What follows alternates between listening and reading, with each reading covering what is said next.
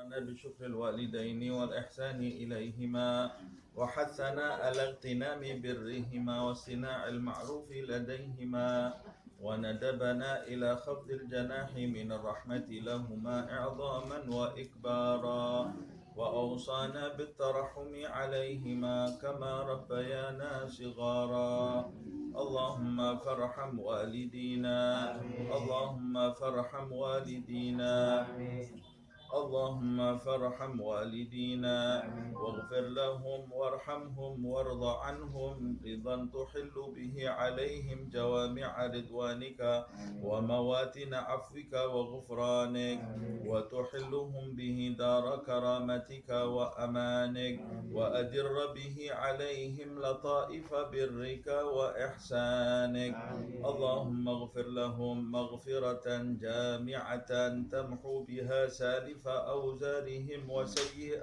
إصرارهم وارحمهم رحمة تنير لهم بها المجع في قبورهم وتؤمنهم بها يوم الفزع عند نشورهم اللهم تحنن على ضعفهم كما كانوا على ضعفنا متحننين وارحم انقطاعهم إليك كما كانوا في حال انقطاعنا إليهم راحمين وتعطف عليهم كما كانوا علينا في حال صغرنا متعطفين اللهم احفظ لهم ذلك الود الذي أشربته قلوبهم والحنانة التي ملأت بها صدورهم واللطف الذي شغلت به جوارحهم واشكر لهم ذلك الجهاد الذي كانوا فينا مجاهدين ولا تضيع لهم ذلك الاجتهاد الذي كانوا فينا مجتهدين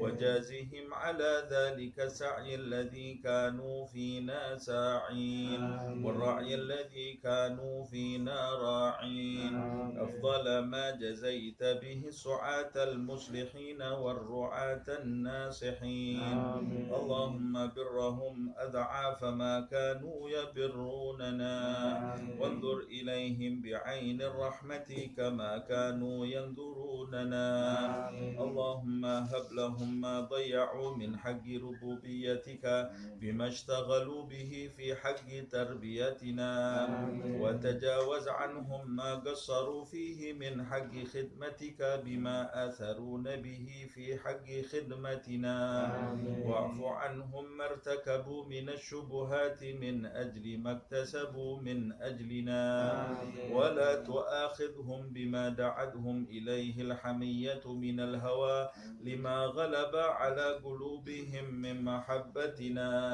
وتحمل عنهم الظلمات التي ارتكبوها فيما اجترحوا لنا وسعوا علينا والطف بهم في مضاجع البلا لطفا يزيد على لطفهم في أيام حياتهم بنا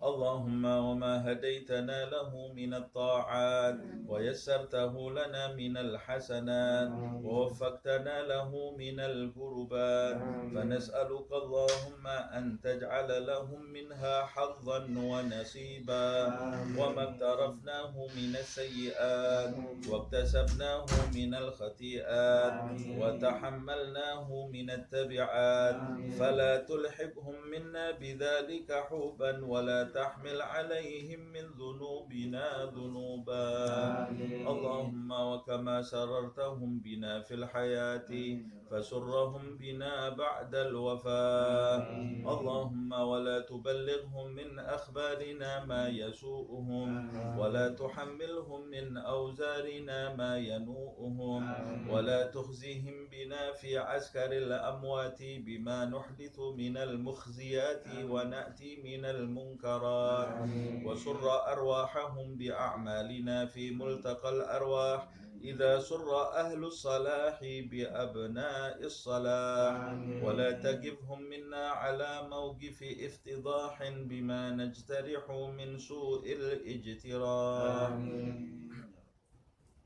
اللهم وما تلونا من تلاوة فزكيتها وما صلينا من صلاة فتقبلتها وعملنا من أعمال صالحة فرضيتها وتصدقنا من صدقة فنميتا فنسألك اللهم أن تجعل حظهم منها أكبر من حظوظنا وقسمهم منها أجزل من أجسامنا وسهمهم من ثوابها أوفر من سهامنا فإنك أوصيتنا ببرهم وندبتنا إلى شكرهم فأنت أولى بالبر من البارين وأحق بالوصل من المأمورين اللهم اجعلنا لهم قرة أعين يوم يقوم الأشهاد وأسمعهم منا أطيب النداء يوم التناد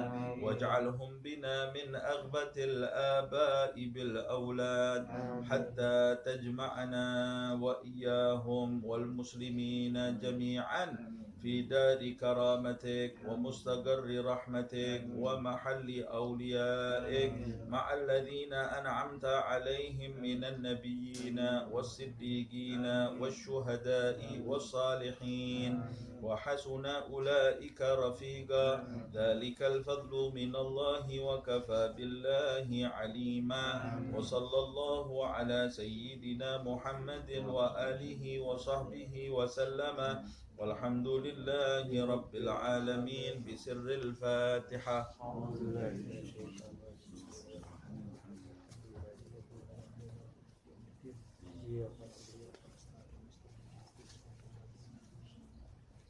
تقبل منا إنك أنت السميع العليم وعلينا ومطلع اللهم لا تحرمنا برحمتك لشرنا عندنا اللهم زهدنا في الدنيا ورزقنا في الآخرة واجعلنا من رزقك ولا معنا عنا اللهم مغفرتك أوسع من ذنوبنا ورحمتك أنت عندنا صلى الله عليه وسلم.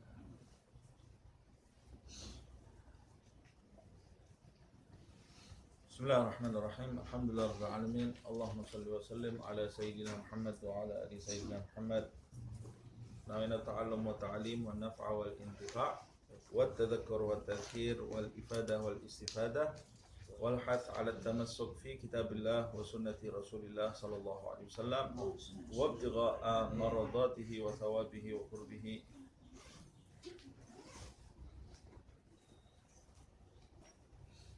Terakhir di ayat 103. Sekarang 104.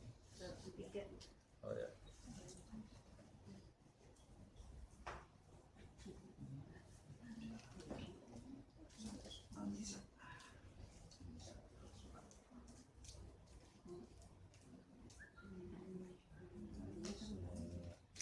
Nah, 103 sudah ya? Sudah. Ya, kita sekarang akan mengkaji ayat 104 surat An-Nisa.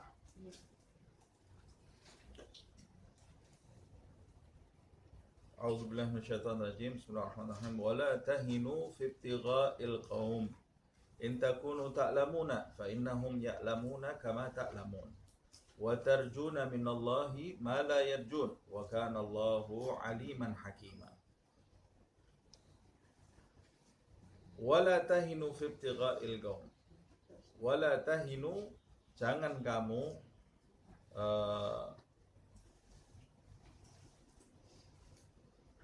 lemah, jangan kamu lemah atau jangan menghinakan dirimu. Fibtigha'il qaum, dalam keinginanmu terhadap kaum al-qaum di sini yaitu orang-orang yang dimaksud di sini bertentangan dengan Nabi Muhammad SAW dan para sahabatnya, bahkan memerangi Nabi Muhammad dan para sahabatnya. Ibtigha itu artinya menginginkan. Yang dimaksud menginginkan di sini yaitu membasmi atau mengejar sekelompok kaum yang memerangi kamu. Jangan kamu berhati lemah. Tahinu dari kata ihana atau dari kata haun. Al-haun itu sesuatu yang ringan atau sesuatu yang rendah. Makanya dalam bahasa Indonesia kemudian disebut hina. Kata hina dalam bahasa Indonesia itu serapan dari bahasa Arab.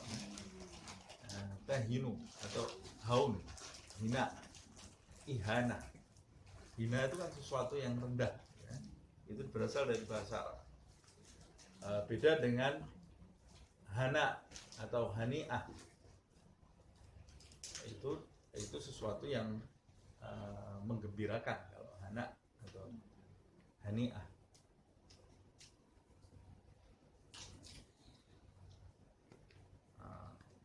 Wala tahinu dari haun tadi, ya. Jangan kamu merendahkan dirimu atau lemah atau kamu menjadi hina dalam proses kamu mengejar sekelompok kaum yang memerangi kamu. Apa sebabnya? Sebabnya ayat ini turun, ada sebagian ahli tafsir yang mengatakan turun selepas perang Uhud. Jadi kalau selepas perang Uhud ada kaitannya dengan ayat-ayat sebelumnya. Di surat Ali Imran itu sudah kita bahas. Jadi seperti yang pernah kita bahas, setelah perang Uhud itu tersiar kabar bahwa Abu Sufyan yang waktu itu masih di luar Islam, non Muslim, akan kembali lagi menyerang pasukan Nabi Muhammad SAW. Karena perang Uhud itu seperti belum selesai, perang Uhud itu. Jadi mereka mendengar kabar bahwa Nabi Muhammad SAW itu wafat di perang Uhud itu. Padahal kan Rasulullah terkena jebakan itu, masuk ke dalam perangkap yang mereka buat, jatuh ke dalam galian tanah sampai pingsan Rasulullah SAW. Dan terkena panah di wajah Nabi Muhammad SAW sampai tembus ke topeng perangnya, sampai tembus ke pipinya, dan sampai memecahkan beberapa gigi Rasulullah SAW.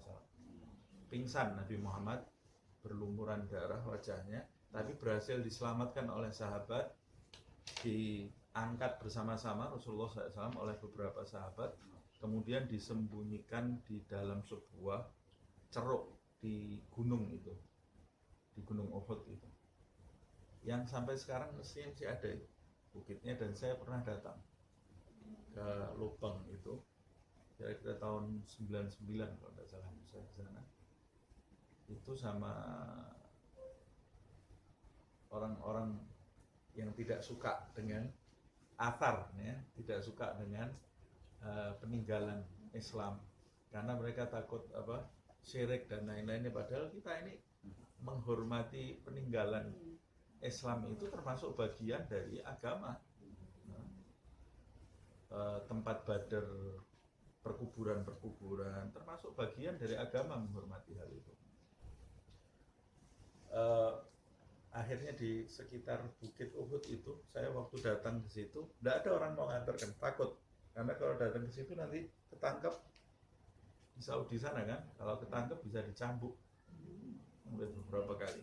Jadi saya ngajak orang ngantar ke tempat itu, tidak ada yang mau waktu itu. Sampai akhirnya ada salah satu muridnya Habib Zain bin Smith. Dia sudah lama tinggal di Madinah, pada waktu itu sudah 30 tahun. Saya diantar berkeliling itu di Bukit Uhud itu sampai naik ke gunungnya itu, tempat dulu menyembunyikan Nabi Muhammad SAW dari musuhnya itu.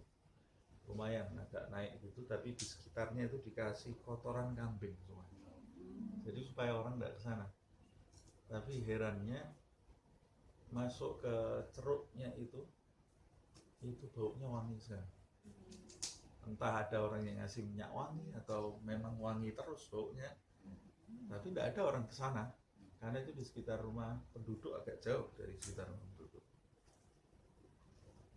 Jadi Nabi Muhammad SAW waktu itu disembunyikan, dan tempatnya itu halus sekali, batunya itu halus sekali. Dimasukkan, disembunyikan di situ.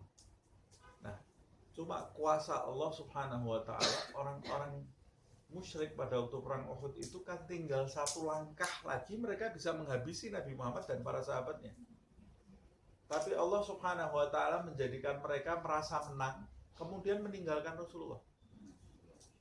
Ditinggalkan Nabi Muhammad dan para sahabat. Sampai di tengah perjalanan ada orang yang mengingatkan, kamu ini tinggal satu langkah habis.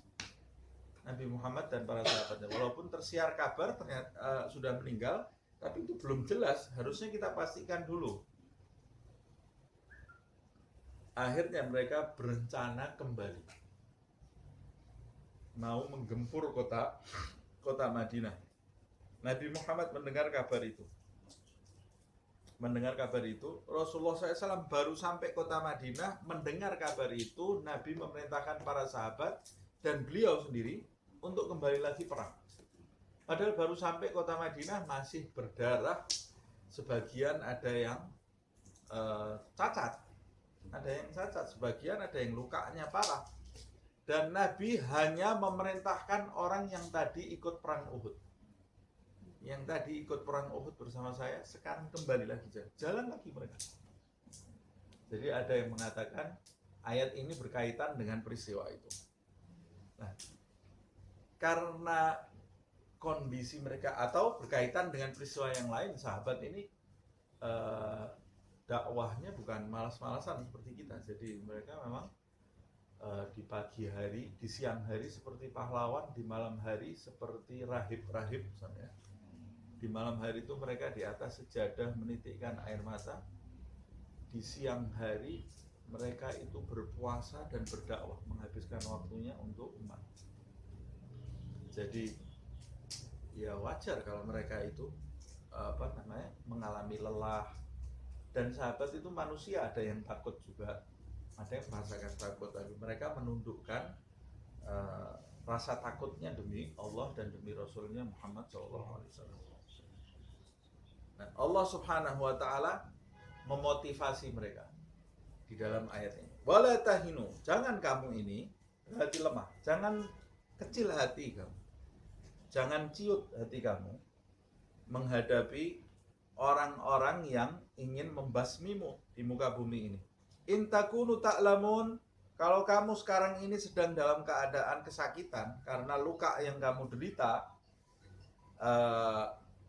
luka yang belum kering, kita aja kalau luka sedikit saja pasti kita hati-hati jangan sampai kena luka lagi. Kalau luka belum kering kena luka lagi, sakitnya luar biasa itu. Nah, ini para sahabat ini lukanya dari perang yang baru saja mereka alami, ini belum kering, baru diobati, sudah harus perang lagi. Kata Allah Subhanahu wa Ta'ala, in takunu ta'lamun, kalau kamu merasakan kesakitan, kamu sekarang ini menderita sakit, fa innahum ya'lamun kama ta'lamun, mereka itu juga manusia sama seperti kamu, mereka juga merasakan sakit. Kalau kamu lelah, mereka juga lelah. Kalau kamu terkena sabetan pedang, mereka juga terkena sabetan pedang, sama seperti kamu. Nah, hanya kadang-kadang manusia ini merasa dirinya ini paling menderita di muka bumi ini. Saya sakit, saya ini. Terus setelah itu membuat alasan-alasan di dalam hidupnya, sehingga dia meninggalkan kewajiban-kewajiban di dalam hidupnya. Dalam konteks ayat ini Allah mengingatkan para sahabat. Dalam konteks umum, secara umum, setiap orang yang ingin mendekatkan diri kepada Allah Subhanahu wa Ta'ala tidak boleh merasa kecil hati, tidak boleh berhati lemah. Harus memiliki hati yang kuat, harus memiliki hati yang tegar, harus tahan banting. Karena jalan menuju Allah, jalan mencapai kedekatan di sisi Allah, jalan menuju ridha Allah Subhanahu wa Ta'ala itu bukan jalan yang mulus. Kalau kamu tidak kuat digigit semut saja merintih, ya kamu tidak pantas mendapatkan kedudukan di sisi Allah Subhanahu wa Ta'ala. Makanya para anbiya itu jalan hidup mereka, jalan hidup yang penuh dengan ujian, jalan hidup yang penuh dengan ujian. Nabi Muhammad SAW diuji dari kecil seperti yang kita ketahui. Ujiannya luar biasa. Setiap orang di antara kita yang menerima ujian seberat apapun, itu tidak bisa dibandingkan dengan ujian yang diterima oleh Rasulullah SAW. Begitu juga para anbiya yang lain, sampai ada yang dijuluki ulul azmi, nabi-nabi yang paling tabah. Di antaranya adalah Nabi Muhammad SAW, Nabi Nuh alaihissalam. Bagaimana kita lihat perjuangannya. Nabi Ibrahim dilempar ke api. Nah, bagaimana ketabahan Nabi Ibrahim, harus meninggalkan anaknya di kota Mekah yang waktu itu cuma padang pasir. Anak dan istri yang dia cintai harus dia tinggalkan, tapi pengorbanan itu dia jalani demi Allah Subhanahu wa ta'ala, membuktikan rasa cintanya kepada Allah. Anaknya baru besar suruh nyembelih. Perintah itu dari Allah Subhanahu wa ta'ala. Kemudian Nabi Ayub kita lihat dikasih ujian sama Allah Subhanahu wa ta'ala, dikasih sakit sampai ditinggal anak, ditinggal istri. Lalu Nabi Musa alaihissalam, bagaimana ujiannya Nabi Musa? Lalu Nabi Isa alaihissalam dikejar-kejar oleh orang-orang Romawi. Dan nabi-nabi yang lain, Nabi Yahya dibunuh. Nabi Yahya itu dibunuh. Nabi Zakaria juga dibunuh, ayahnya Nabi Yahya, seperti yang pernah saya ceritakan. Dibunuh, digeraji dari atas sampai bawah, terbelah. Nabi Zakaria masuk ke dalam pohon, dia dikejar orang-orang Yahudi, dibantu sama orang-orang Romawi karena terkena fitnah orang Yahudi, orang-orang Romawi waktu itu. Lari dari kejaran orang-orang Yahudi. Ada pohon, alam semesta ini menolong kekasih-kekasih Allah Subhanahu wa ta'ala. Pohonnya ini bicara ke Nabi Zakaria. Wahai Zakaria, sembunyilah di dalam diriku. Pohonnya kebuka gini, Nabi Zakaria masuk ke dalam pohon, pohonnya nutup lagi. Sembunyi di dalam pohon itu. Ini bukan cerita batu belah, batu bertangkup, ini cerita betul nih ya. Ada di dalam riwayat. Jadi Nabi Zakaria sembunyi di dalam pohon itu.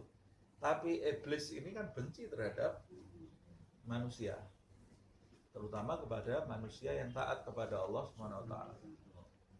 Bagaimana caranya supaya orang-orang Yahudi itu yakin bahwa Nabi Zakaria itu betul-betul sembunyi di dalam pohon. Jadi Nabi Zakaria waktu masuk ke dalam pohon, iblis itu dari belakang memegang ujung jubahnya Nabi Zakaria, dipegang oleh iblis ini. Pohonnya nutup, jubahnya ketinggalan di luar sedikit. Buat bukti ini ya. Setelah itu datang orang-orang Yahudi itu, iblis ini menjelma jadi manusia. Cari siapa? Cari Zakaria, itu sembunyi di dalam pohon. Oh, kamu orang gila, masa ada orang sembunyi di dalam pohon? Itu lihat bajunya. Dilihat sama mereka, betul. Ternyata bajunya itu tertinggal itu ya.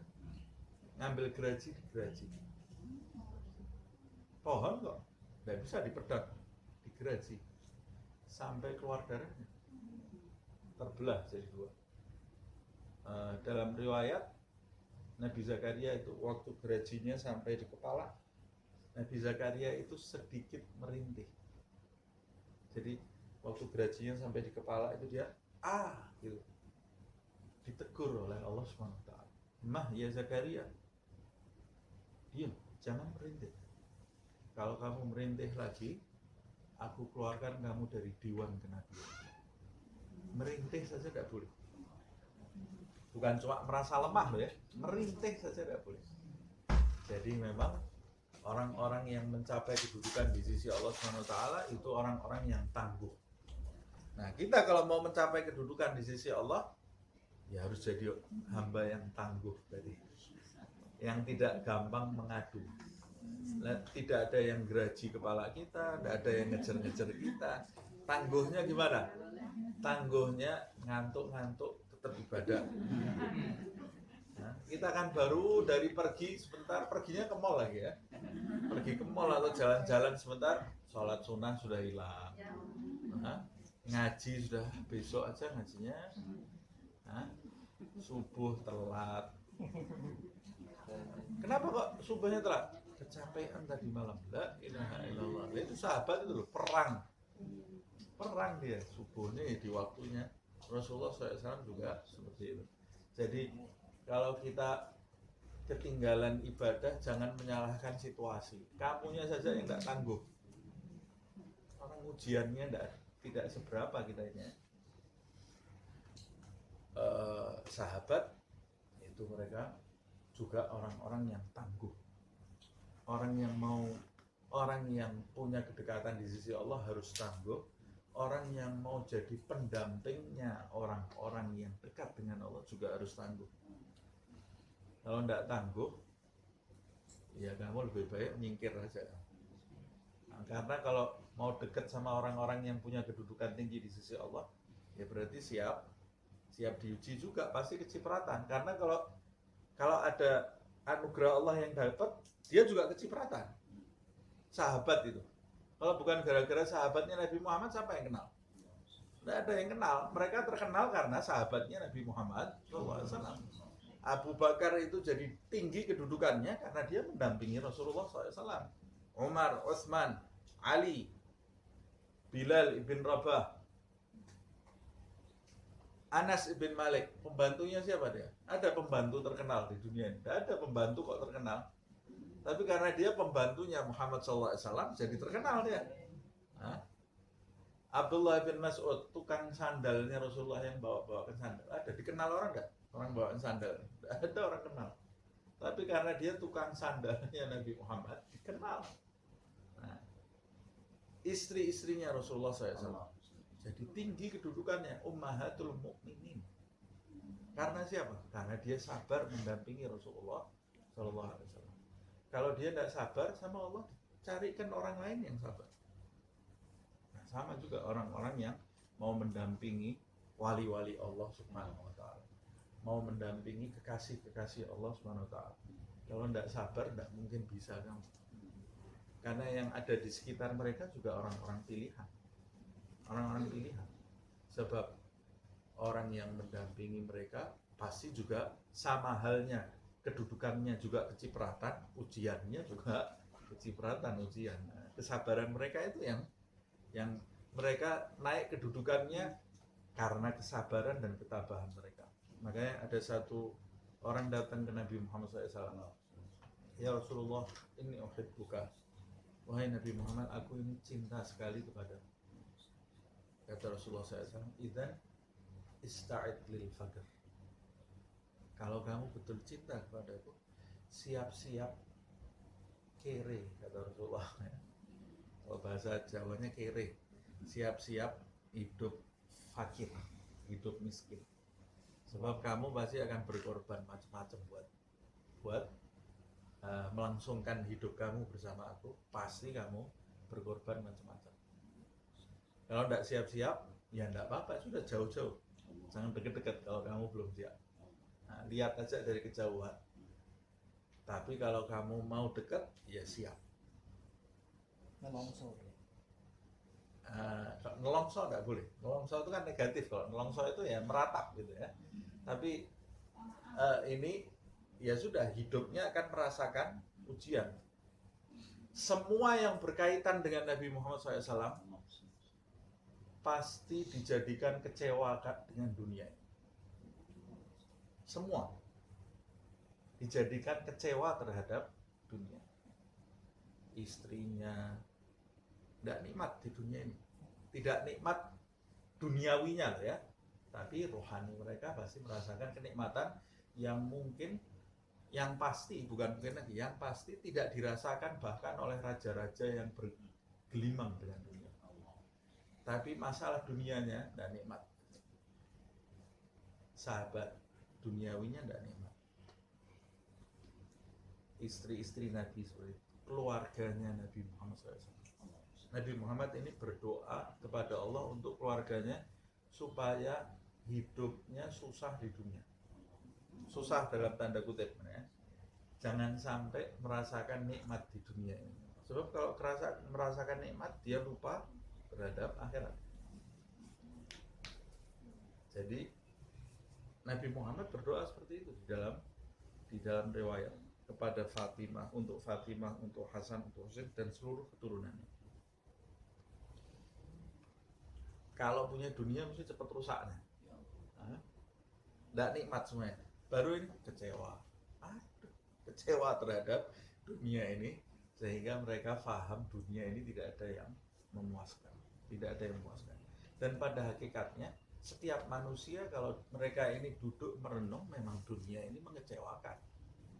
Mengecewakan. Cuma ada orang yang tidak sadar, Allah Subhanahu wa Ta'ala mau menyadarkan dia, dikasih tahu sama Allah Subhanahu wa Ta'ala, ini loh dunia. Ya, enak enggak ini? Enggak enak, apa? Enggak enak dunia itu. Punya dunia yang bagus sedikit, hidupnya tambah was-was langsung. Enggak punya apa-apa itu malah nikmat, enggak ada yang dipikir. Rumah mau dibuka pintunya, ya mau dimaleng apa, enggak ada apa-apanya.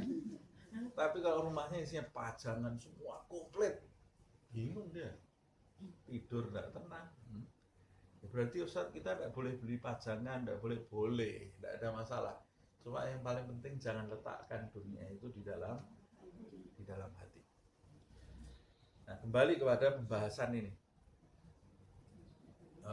Orang kalau mau berjuang kepada di sisi Allah Subhanahu wa Ta'ala, jangan banyak mengeluh. Mulai dari itu. Mulai jangan banyak mengeluh. Jangan banyak meratap. Kalau mengeluh itu berarti kepada orang lain. Itu sudah mutlak, tidak boleh. Orang yang mau dekat kepada Allah, mutlak tidak boleh mengeluh kepada orang. Mengeluhnya kepada Allah. Meminta jalan keluar boleh. Cerita dengan tujuan orang lain bisa memotivasi dia, boleh. Tapi kalau cerita dengan tujuan mengeluh, meratap kepada makhluk, itu 100% dilarang. 100% dilarang. Apalagi nulis status. Itu masih jauh jalannya kalau nulis status. Nulis status masalah kehidupan dirinya. Wah, ini jalannya masih jauh sekali ya. Tidak boleh.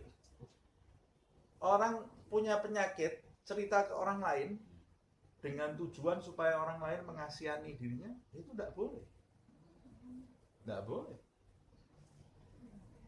Siapa kamu ini kok pakai harus dikasihani sama makhluk? Makhluk itu sama seperti kamu. Situasi semua makhluk itu memang mengasihankan semuanya karena masih dalam ujian semuanya. Nah, kalau kamu minta dikasihani sama Allah SWT. Tapi kalau kamu cerita tentang penyakit kamu, tentang kondisi problem rumah kamu kepada orang dengan tujuan supaya orang itu bisa mengobati kamu. Mengobati yaitu membantu kamu mencarikan jalan keluar, boleh. Atau supaya orang itu memotivasi kamu, menambah semangat kamu dalam kehidupan, boleh. Nah, ajarkan juga kepada anak-anak kita supaya jangan banyak mengeluh. Masuk sekolah mengeluh, COVID, pandemi di rumah yang mengeluh, ulangan mengeluh, tidak ada ulangan mengeluh, disuruh sholat subuh mengeluh, puasa mengeluh. Kita juga seperti itu. Hujan, musim hujan mengeluh, hujan terus banjir terus ini ya, setiap hari banjir. Hujan diberhentikan sama Allah, diganti panas, mengeluh lagi panasnya, na'udzubillah. Tidak ada habisnya, ngeluh terus. Karena mengeluh itu kalau dituruti terus menerus nanti. Mengeluh itu jangan sampai dituruti. Jadi gantinya apa Ustaz supaya saya ini lega? Saya ini tukang ngeluh memang. Gantinya supaya saya ini lega gimana? Tahmid, alhamdulillah. Ucapkan alhamdulillah di setiap saat. Musim hujan, banjir, alhamdulillah. Alhamdulillah cuma banjir. Tidak sampai tenggelam, tidak ada yang mati. Alhamdulillah itu di tempat sana ada tsunami. Habis satu kota. Alhamdulillah ini cuma banjir. Kena sakit, alhamdulillah. Sakit, walaupun sakit saya masih bisa sholat, masih bisa ngaji, alhamdulillah. Nah, ngobrol sama orang masih bisa, alhamdulillah. Sakit diinfus di rumah sakit, alhamdulillah masih hidup. Itu ada orang sudah mati, Tidak bisa, tidak punya kesempatan lagi dia. Nah, kalau kita biasakan alhamdulillah, nanti kita akan jadi orang yang nerimo, ya, pasrah kepada Allah Subhanahu wa taala. Tapi bukan berarti mandek loh ya. Kalau sakit alhamdulillah, terus biar sakit terus enggak. Ya berusaha sembuh tapi tidak gampang meratap, tidak gampang mengeluh. Jangan jadi orang gampang meratap. Nah, khususnya orang zaman sekarang ini meratap terus kerjanya. Kayaknya dia ini tidak pernah dapat nikmat gitu. Padahal kalau dihitung-hitung, wa in ta'udzu ni'matallahi la tuhsuha. Mbok kamu itu ngitung nikmat daripada ngitung ujian. Kita ini kalau mau kita hitung-hitung, ujian yang kita dapat ini sangat kecil sekali dibanding kenikmatan yang kita terima. Nikmatnya itu masih lebih banyak. Makanya daripada kita ngitung ujian menjadikan kita meratap, lebih baik kita menghitung nikmat menjadikan kita selalu bersyukur. Allah Subhanahu wa taala. Nah, ini penyakit lagi. Kalau orang selalu meratap, itu pasti dia gemar menyalahkan yang lain. Pasti itu. Kalau yang disalahkan cuaca, yang disalahkan makanan, yang disalahkan orang lain, gara-gara dia saya seperti ini. Orang kalau sudah menyalahkan orang lain, menyalahkan sesuatu selain dirinya, dia tidak akan pernah bisa jadi lebih baik. Karena dia tidak sadar bahwa kekurangan itu sebenarnya ada pada dirinya. Nah, tidak akan menjadi lebih baik. Segala sesuatu kembalikan kepada Allah Subhanahu wa taala. Segala kekurangan kembalikan kepada diri kita sendiri. Saya yang kurang. Harusnya saya seperti ini. Loh, ya tapi ini ada peristiwa seperti ini, makanya kamu seperti itu. Ya, tapi ini karena kekurangan saya tidak waspada, saya tidak ini. Nah, nanti ke depannya kita akan jauh lebih baik.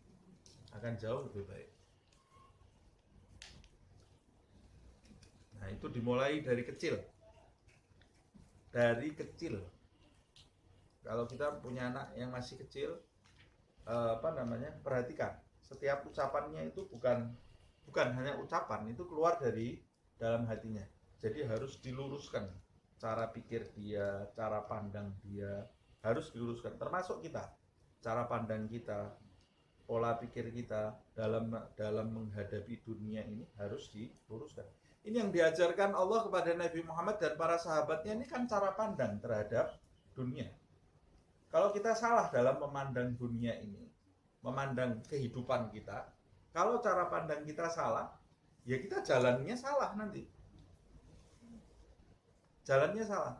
Nah, ini Allah mengajarkan kepada para sahabat ini. Cara kamu memandang hidup. Walaupun kamu dalam situasi luka, kamu dalam situasi lelah, tetap kamu tidak boleh merasa lemah.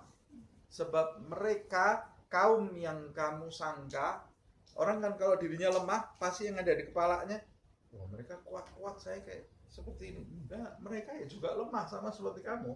Mereka juga lelah, mereka ini manusia, sama seperti kamu. Jadi jangan kecil hati, kata Allah Subhanahu wa taala. In takunu ta'lamuna fa innahum ya'lamuna kama ta'lamun wa tarjuna minallah ma la yarjun. Mereka sama-sama luka. Orang-orang non-muslim, orang-orang kafir itu sama-sama luka, tapi kamu masih punya nilai plus daripada mereka. Punya nilai plus. Orang di dunia ini, mau mukmin, mau kafir, mau muslim, non-muslim, semua pasti kena penyakit, kena ujian. Tidak ada salah. Orang Islam tidak mungkin kena COVID, tidak ada. Orang Islam ya kena COVID. Ulama tidak mungkin kena COVID. Ya ulama ya mati juga kena COVID. Tidak ada kelebihan apa-apa secara manusiawi. Nabi Muhammad ya keluar darahnya. Perang kok tidak keluar darah. Capek tidak Nabi Muhammad? Ya capek, perang. lelah dia. Nabi Muhammad SAW. Dia kan manusia. Cuma kamu punya nilai plus. Mereka lelah, kamu lelah juga. Kamu keluar darah, mereka juga keluar darah. Kamu sakit, mereka juga sakit. Ini bedanya non-muslim sama muslim ini cuma satu ini. Apa bedanya? Wa tarjuna minallahi ma la yarjun. Bedanya kamu ini masih punya kelebihan dibanding mereka. Kalau kamu punya kelebihan, bagaimana kamu bisa lebih lemah dari mereka? Apa kelebihannya? Kamu mengharapkan Allah, mereka tidak mengharapkan Allah. Harusnya orang yang mengharapkan Allah itu lebih tangguh, lebih kuat.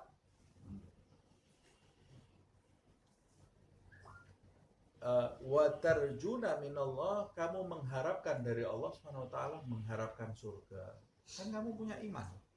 Setiap ujian yang kamu lalui di muka bumi ini, itu ada balasannya, bukan cuma kosong. Ada balasannya, dicatat oleh Allah SWT. Kalau kamu sabar, Allah mencatat pahala yang besar bagi kamu. Kalau non-muslim, tidak ada apa yang mereka harapkan. Mereka tidak mengharapkan apa-apa dari Allah SWT. Apalagi orang-orang yang memerangi Nabi Muhammad SAW. Perangnya karena ambisi, karena hawa nafsu, karena kesukuan. Tapi para sahabat perang karena mencapai ridho Allah SWT, ridho Nabi-Nya Muhammad SAW. Atau dalam konteks secara umum, mereka ini mengharap dari Tuhan yang palsu. Kamu mengharap dari Allah yang sebenar-benarnya. Bahkan Allah menjelaskan di dalam ayat, sekuat-kuatnya iman non-muslim itu ada keraguan di dalamnya. Pasti ada keraguan di dalamnya. Karena apa yang mereka imani itu bertentangan dengan rasio, dengan sunnatullah yang harus mereka jalani di muka bumi. Karena itu agamanya agama buatan, pasti berbenturan dengan hukum sunnatullah yang diterapkan di dunia ini oleh Allah Subhanahu wa Ta'ala kepada umat manusia. Karena agamanya sudah buatan. Pasti di hati kecil mereka merasakan itu.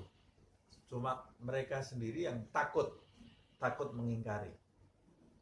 Takut mengingkari.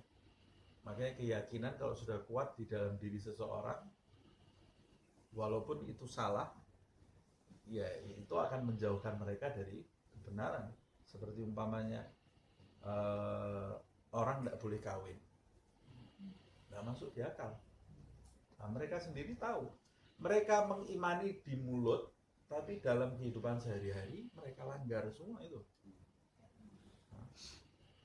Orang laki perempuan menikah tidak boleh cerai sampai mati.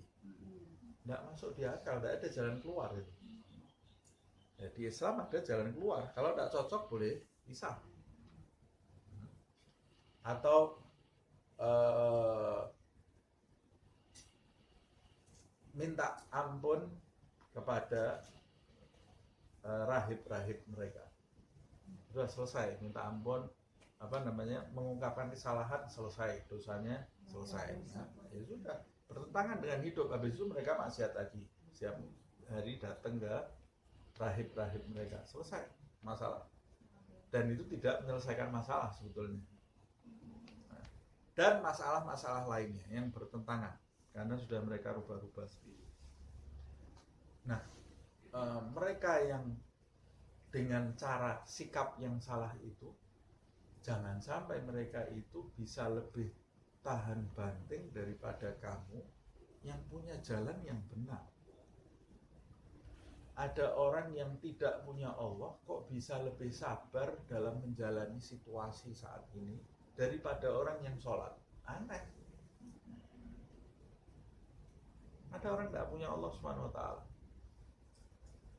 Dia menjalani hidup dengan keyakinan yang menyimpang. Tapi dia bisa sabar dalam menghadapi ujian. Ini ada orang yang sholat, setiap hari ngaji, hafal beberapa ayat dari Al-Quran, bahkan mungkin hafal hadis, bahkan mungkin tidak meninggalkan zikir dan wirid, begitu kena ujian sekali seperti orang gila, stres. Kemana Al-Quran dan sholatmu? Kemana zikir dan wirid-wiridmu? Nah, ini peringatan Allah atau motivasi dari Allah Subhanahu wa taala untuk sahabat secara khususnya dan untuk kita semua.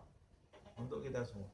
Jalani hidup ini, masuklah ke dalam Islam ini secara utuh supaya hidup kamu bahagia.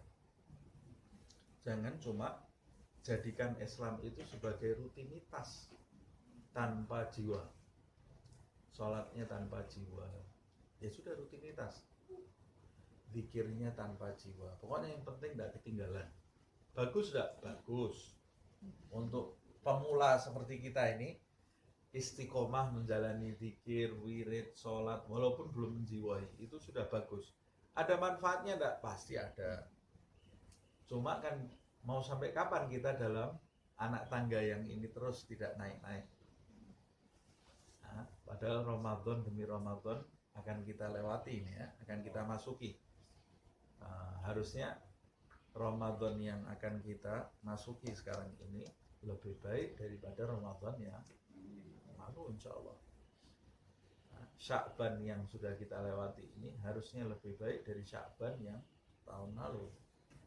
Nah, caranya ya kita mulai memberikan nyawa kepada ibadah-ibadah kita. Harus diberi nyawa ibadah kita. Sholatnya, mulai cari nikmat di sholat, cari nikmat di zikir, cari nikmat di bacaan Al-Quran. Mulai membaca Al-Quran itu tidak sekedar membacanya, mulai mengamalkan isi-isinya, menerapkan nasihat-nasihat Al-Quran itu di dalam hidup kita.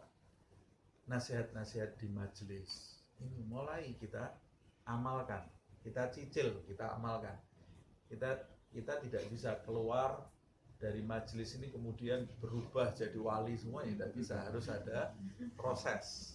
Tapi kalau tidak pernah dimulai, ya tidak akan pernah terjadi di dalam hidup kita. Dan kalau kita sudah niat memulai, ya pasti ada ujian yang datang. Pasti ada ujian yang datang. Supaya kita bisa menerapkan itu. Nah, ini ayat ini indah sekali ya, motivasi dari Allah Subhanahu wa taala. Kamu ini orang yang di atas orang-orang yang tidak mengenal Allah, tidak mengenal Nabi Muhammad SAW. Jadi harusnya kamu lebih baik dari mereka. Harusnya. Dan ini kalau mau ditingkatkan, kualitasnya bisa meningkat terus ya. Orang yang kenal Allah, kenal Nabi Muhammad, plus kenal majelis, harusnya lebih baik daripada orang yang belum kenal majelis. Orang yang kenal kekasih-kekasih Allah Subhanahu wa taala harusnya lebih baik daripada orang yang belum kenal sama kekasih Allah. Orang yang sudah pernah haji harusnya lebih baik daripada orang yang belum pernah haji. Ada orang titelnya sudah haji, kelakuannya lebih buruk daripada orang yang belum pernah pergi haji. Nah, ini perlu dipertanyakan hajinya. Ada orang sudah melaksanakan puasa Ramadan dari kecil, sama orang yang baru masuk Islam mau puasa, ya harusnya ini lebih baik lah. Ada orang yang Islam dari kecil, harusnya lebih baik kualitasnya daripada mu'alaf. Ini ada mu'alaf lebih baik daripada orang Islam yang dari kecil. Nah, ini perlu dipertanyakan, kemana ajaran Islam itu di dalam hidup kita. Jangan-jangan kita nanti seperti Yahudi yang hanya memanfaatkan ajarannya untuk kepentingan nafsu dan egonya. Jangan sampai kita seperti orang-orang Yahudi. Orang-orang Yahudi itu dapat kitab dari Allah Subhanahu wa taala, dapat kenikmatan dekat dengan nabi-nabi, dekat dengan rasul-rasul, tapi mereka memanfaatkan semua itu untuk kehidupan duniawi saja, sehingga mereka mendapat murka Allah Subhanahu wa ta'ala. Na'udzubillah min dzalik. Mudah-mudahan kita termasuk orang yang dianugerahi petunjuk oleh Allah. Amin. Dan menjadi orang yang menjalankan petunjuk tadi mengharapkan ridha Allah Subhanahu wa ta'ala. Wa kana Allahu aliman hakima. Dan Allah Subhanahu wa ta'ala adalah zat yang maha tahu dan maha bijaksana. Maha tahu terhadap situasi kamu. Kamu sekarang sakit, mereka sakit, tahu Allah. Kamu sekarang sedang tertimpa ujian, Allah tahu. Nah, yang membebaskan ujian itu sampai ke kamu kan juga Allah Subhanahu wa ta'ala yang membiarkan ujian itu. Nah, jadi Allah tahu. Kita tidak doa pun Allah tahu masalah kita. Yang jadi masalah ada orang berdoa kepada Allah dengan tujuan mau memberitahu Allah kejadian yang dia alami. Lah ya, menjadikan kamu seperti itu siapa? Tidak usah dikasih tahu, Allah itu sudah tahu. Jangan-jangan Allah tidak tahu, ini saya ini sudah tidak kuat ini.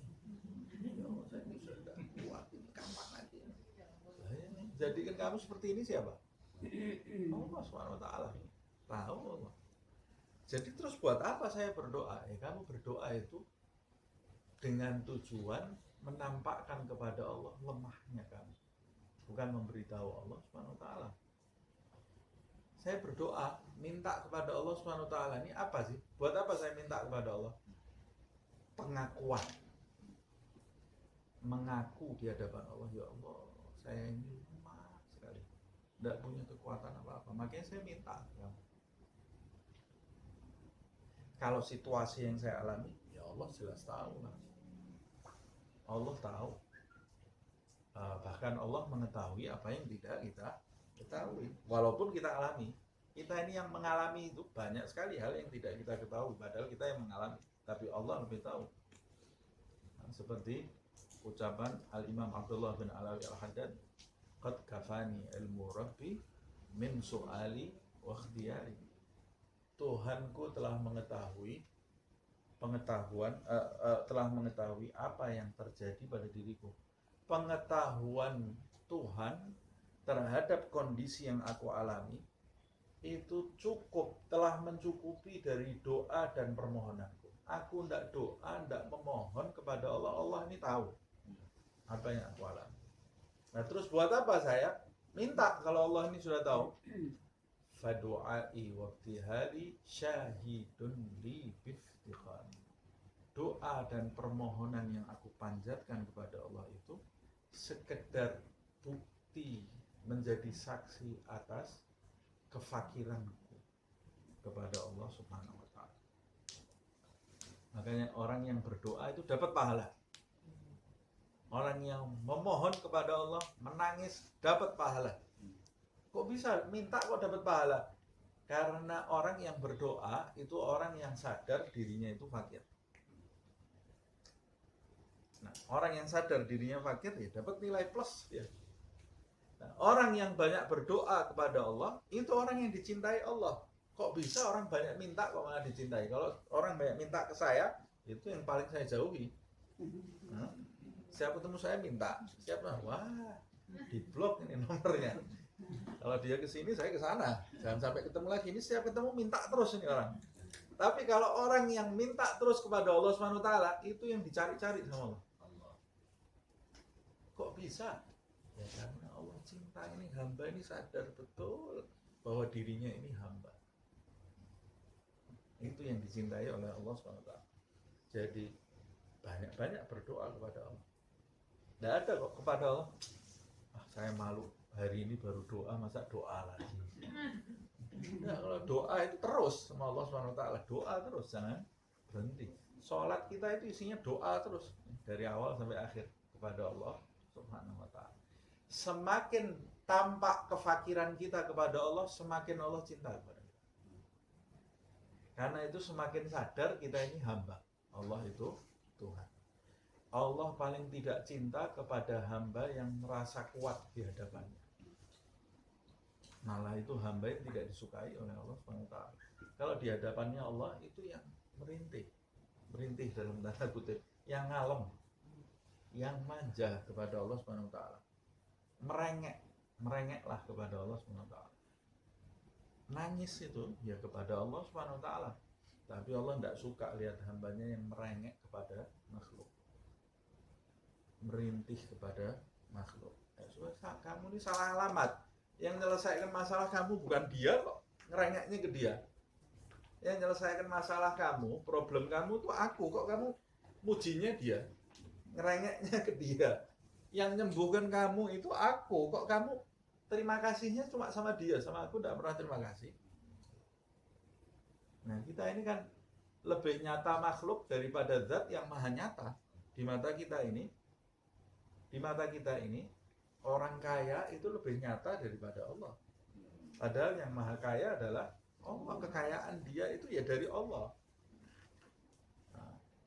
Nah ini wa kanallahu aliman hakima. Dan Allah itu maha bijaksana. Allah tidak mungkin memberikan porsi yang berlebihan kepada hamba-hambanya. Bijaksana sekali Allah SWT. Allah sudah menentukan yang ini dapat sekian sakitnya, yang ini dapat sekian sakitnya, yang ini nikmatnya dapat sekian, yang ini dapat sekian. Oh, hakim Allah ini. Yang salah pasti dibalas, yang benar pasti juga diberi pahala oleh Allah Subhanahu wa taala. Yang maha bijaksana Allah. Tidak ada yang dilewati. Jadi kita jangan merasa lebih bijaksana dari Allah Subhanahu wa taala. Nah, kadang-kadang kita ini merasa lebih bijaksana daripada Allah dalam hidup ini ya. Lihat anak kita, apalagi kalau sudah bersangkutan dengan orang yang kita cintai ya. Kadang-kadang seakan-akan Allah ini, kita ini lebih cinta daripada Allah SWT, lebih bijaksana.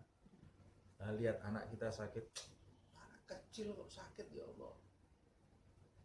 Nah, kamu cinta kepada anak kamu? Iya, saya cinta. Kamu kira Allah tidak cinta sama anak kamu? Cintanya Allah kepada anakmu lebih daripada cintamu kepada anakmu.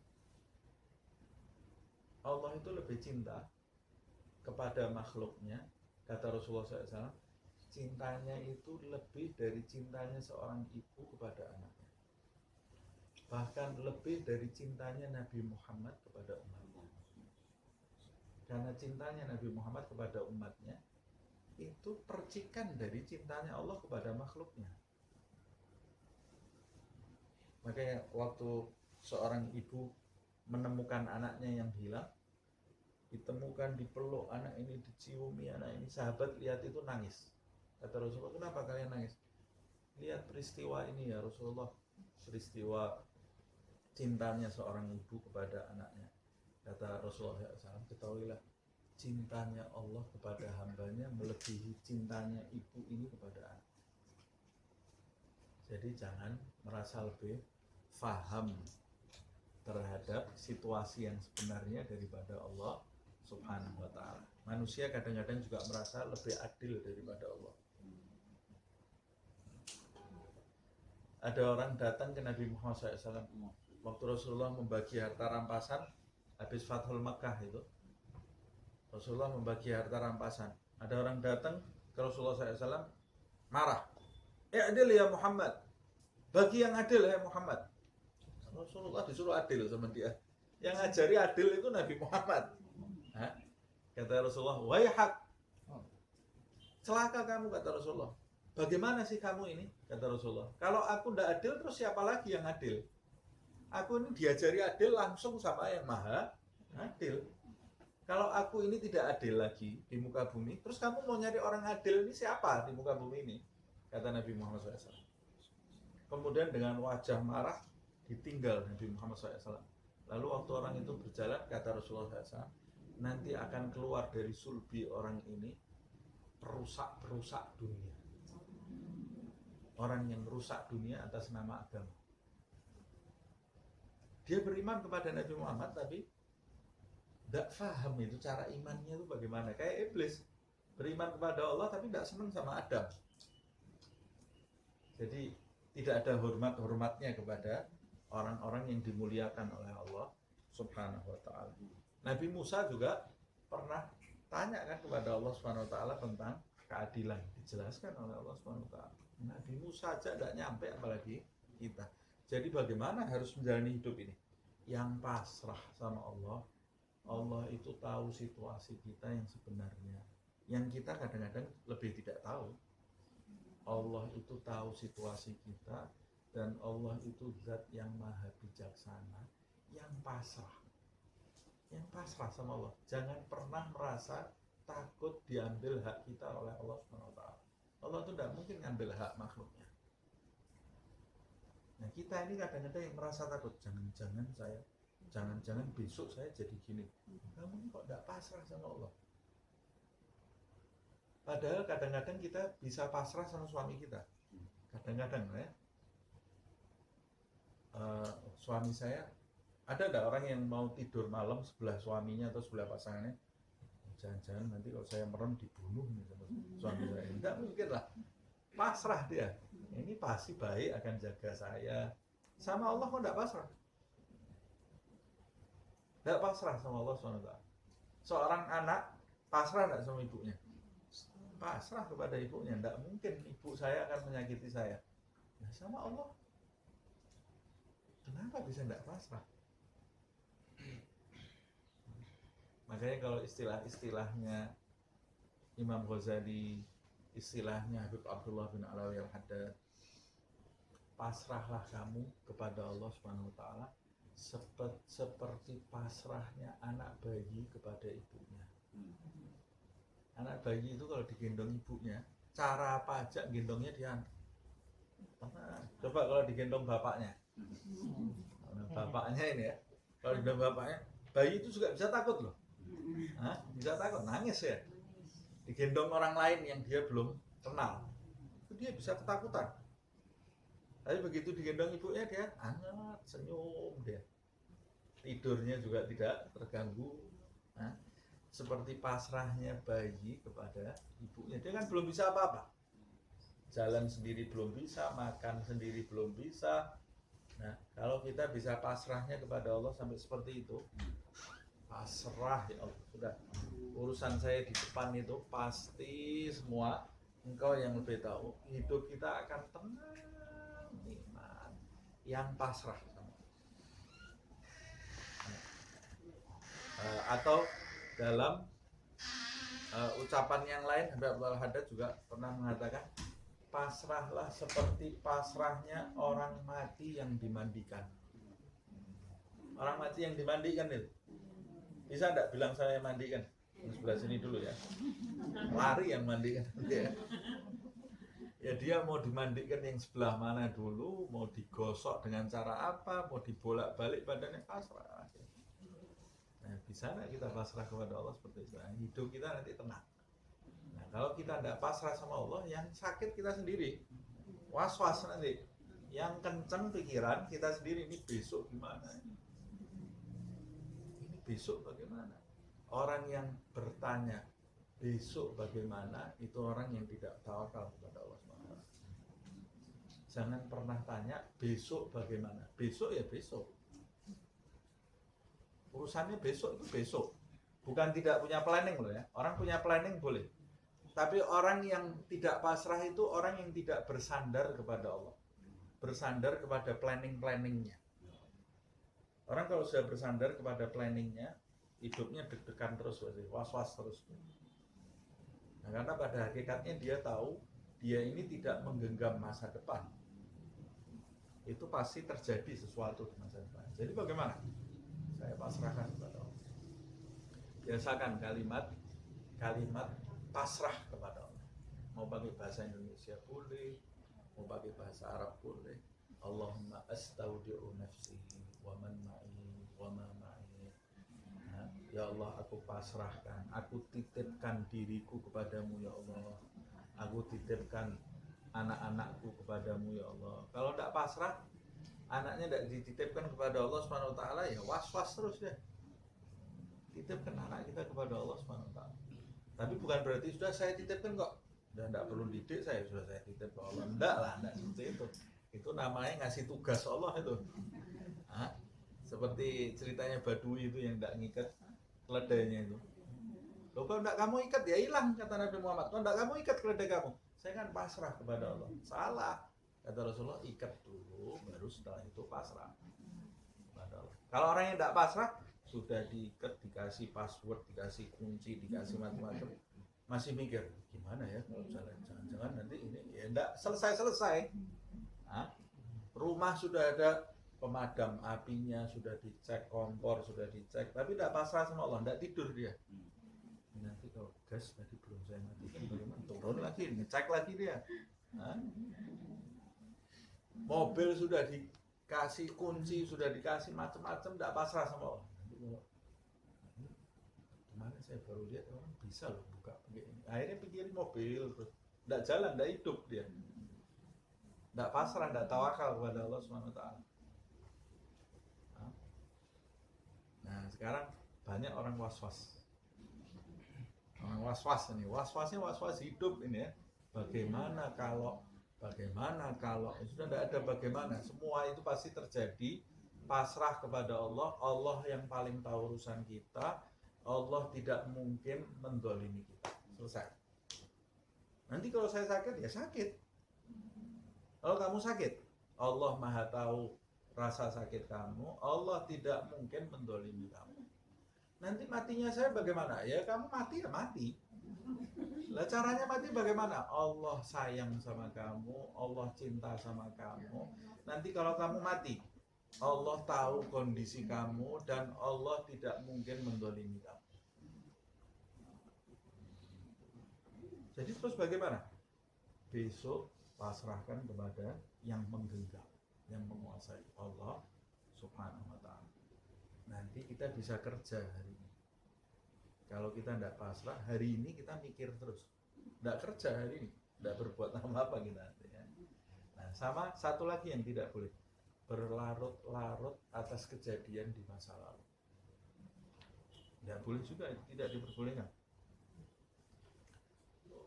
Nangis terus, dulu saya kok seperti ini. Sudah, itu sudah terjadi. Kamu bisa mengulangi lagi tidak? Tidak bisa. Nah, kalau kamu tidak bisa mengulangi lagi, terus apa yang harus kamu perbuat? Yang sekarang ini jangan sampai seperti dulu. Kalau berlarut-larut terus meratapi masa lalu, yang sekarang kamu tidak berbuat apa-apa. Kata Habib Abdullah bin Abu Bakar Al-Idrus, siapa yang selalu meratapi masa lalu dan khawatir akan masa depan, dia kehilangan kesempatan di masa sekarang. Hilang kesempatan di masa sekarang. Sekarang ini dia tidak akan berbuat apa-apa. Takut mati boleh enggak? Boleh. Tapi was-was mati tidak boleh. Enggak boleh. Takut mati yang boleh bagaimana? Takut matinya dalam keadaan tidak baik, sehingga saya sekarang siap-siap terus. Waspada, itu boleh. Tapi kalau takut nanti kalau saya mati gimana ya kondisi saya bagaimana, katanya mati itu sakit terus bagaimana, katanya ini terus dipikir itu tuh. Was kamu akhirnya tidak ibadah, mikir mati tapi tidak ibadah, mikir mati tidak ibadah. Loh ini katanya 12 tahun lagi kiamat loh. Ada orang yang bilang ciri-ciri kiamat semua sudah jadi. Terus kalau kiamat kamu mau apa? Bisa berbuat apa ya? Tidak bisa berbuat apa-apa toh. Yang bisa kita perbuat hanya apa? Minta kepada Allah SWT. Ada orang tidak bisa mengalami suatu problem, dia mikir terus caranya menyelesaikan problem ini. Kok nggak bisa, jalannya buntu, nggak bisa, cari terus. Dia lupa sama yang menyelesaikan itu Allah. Datang ke saya, Ustaz ini gagal saya lakukan, jalan ini gagal saya lakukan, saya sudah tidak bisa apa-apa lagi, ini apa yang harus saya lakukan? Saya bilang, loh, tadi kamu bilang apa tadi? Saya ini sudah tidak bisa apa-apa lagi, apa yang harus saya lakukan? Itu loh kalimat kamu tadi ini sudah betul tapi terus salah lagi. Saya bilang, apa betulnya? Betulnya saya sudah tidak bisa apa-apa lagi. Mentok kan? Yang salah apa yang harus saya lakukan? Tidak bisa apa-apa kok apa yang saya lakukan. Itu betul, terus salah lagi saya bilang. Yang betul apa? Saya sudah tidak bisa apa-apa lagi. Berarti kan sudah mentok. Berarti kamu tuh sudah betul. Sudah ikhtiar sampai mentok. Sekarang sudah bisa apa-apa lagi ya? Kalimatnya salah. Saya sudah tidak bisa apa-apa lagi. Sekarang saya kembalikan kepada Allah. Tenang kamu nanti. Tapi kalau saya sudah tidak bisa apa-apa lagi, apa yang harus saya lakukan? Nah, itu salah. Itu salah. Artinya orang dalam hidup ini usaha sampai maksimal sambil memasrahkan semua kepada Allah Subhanahu wa taala. Nah, ini pelajaran yang bisa kita petik di dalam ayat ini.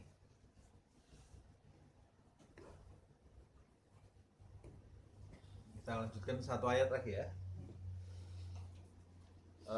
Inna anzalna ilaikal kitaba bil haqq. Sesungguhnya kami Allah Subhanahu wa taala menurunkan kepadamu hai Muhammad sallallahu alaihi wasallam Alkitab, yaitu Al-Qur'an, bil haqqi, dengan kebenaran. Al-haq, hak itu di atasnya sahih. Sahih itu benar atau sehat. Tapi kalau hak itu kebenaran yang tidak berubah. Yang benar-benar benar, gitu ya, yang sangat benar, yang tidak bisa berubah. Kami turunkan Al-Quran ini bil haq, sesuatu yang benar, tidak ada kesalahannya sedikit pun, dan tidak berubah kebenarannya. Mau diletakkan di zaman manapun, ya dia tetap benar.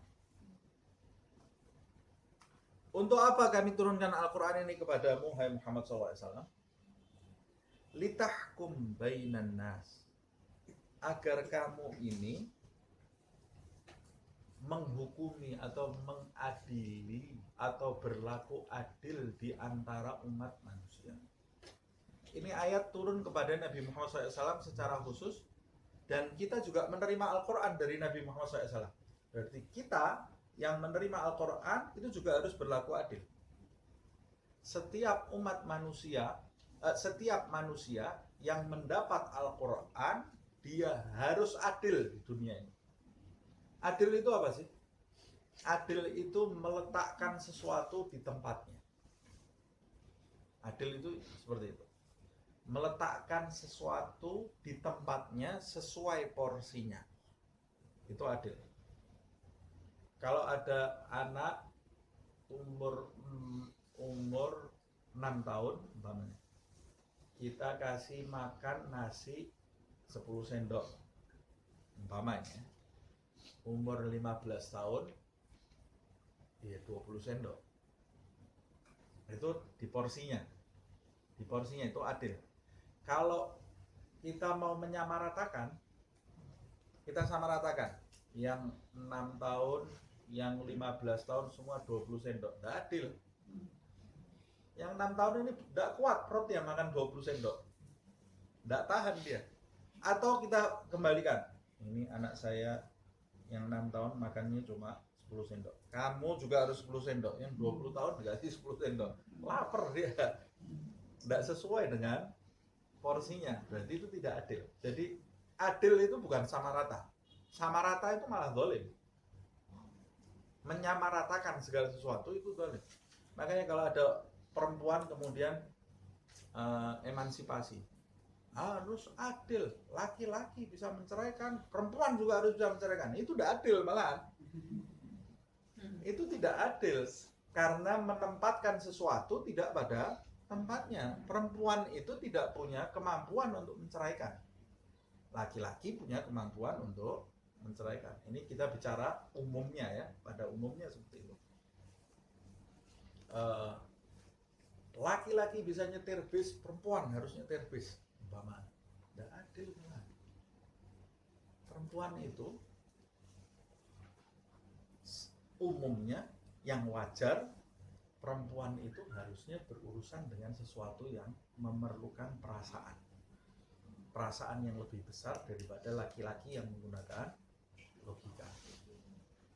Nah, itu Itu sebabnya perempuan itu berkaitan dengan masalah rumah tangga, merawat rumah, memasak, merawat anak, menjadi tempat keluh kesah, tempat kembali. Ada ahli sastra yang bilang, makanya namanya perempuan, perempuan, tempat mengempuh, gitu ya, tempat keluh kesah, tempat kembali. Perempuan itu jadi ibu, tempat kembalinya anaknya, jadi istri, tempat kembali suaminya. Makanya di dalam ayat kan litaskunu ilaiha, supaya kamu itu nanti bisa kembali kepada istrimu. Ada masalah, suami itu ada masalah seperti apapun, ya dia kembalinya ke istrinya itu. Kalau tidak istrinya, ya ke ibunya kalau mesti punya ibu. Istrinya tidak ada, ibunya tidak ada, kemana? Anaknya yang perempuan. Suami laki-laki itu, anak laki sama anak perempuan, dia pilih anak perempuan. Anak perempuan itu bisa jadi tempat kembali. Nah, jadi laki-laki itu sangat perlu sekali dengan wanita, karena wanita itu jadi tempat kembali.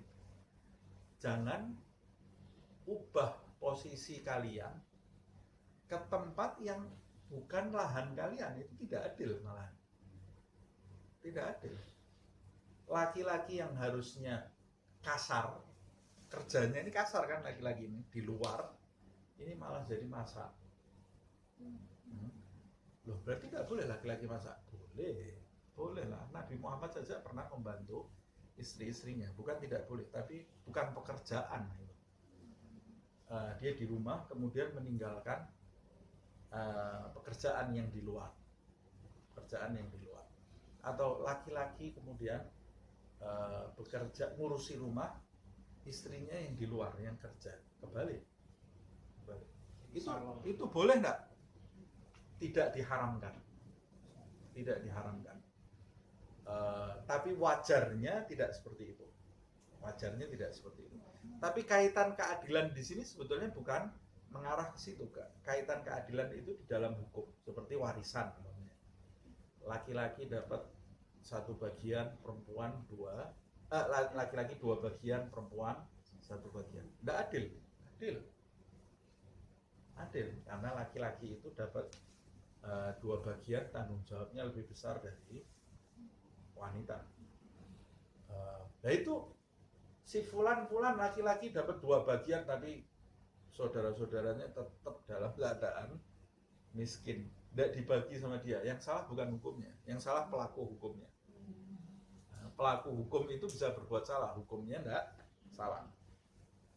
Jadi jangan kau rubah hukum karena pelaku hukumnya yang tidak melaksanakan hukum sebagaimana mestinya. Hukumnya sudah benar, tapi pelakunya juga mau melaksanakan atau tidak. Karena manusia sekarang tidak melaksanakan hukum Allah Subhanahu wa taala, carut marut kehidupannya. Hancur kehidupannya. Yang laki-laki malas kerja, yang perempuan malas ngerawat rumah. Sekarang kan yang terjadi seperti itu. Dan setan